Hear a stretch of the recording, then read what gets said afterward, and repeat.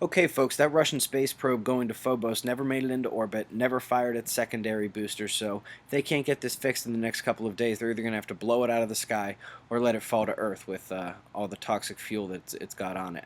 If you look on the top right-hand side of the sun here on stereo B, Earth's off to the right, that's the coronal mass ejection that came out of solar active region 11342 earlier today, just following an M flare that they had there as well.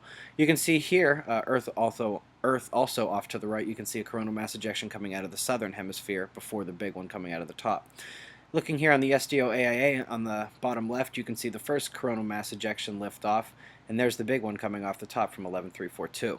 Looking from above at El Hierro and the surface stain from the volcano going off underneath it, what I think is really curious about this photo, and it's not the only one you can find, is this ring that you can see in the clouds. I'm not saying this is man-made or anything, but it's not the first time we've seen this, so curious to see what you guys have to say. We had a pretty big aftershock in Turkey today, and some buildings collapsed. Apparently they were weakened by the initial shock. We're still waiting for details.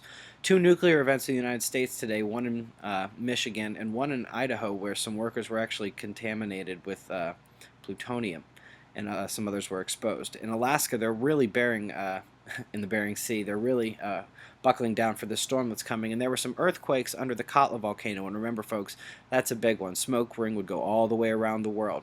Really hope that one doesn't go off.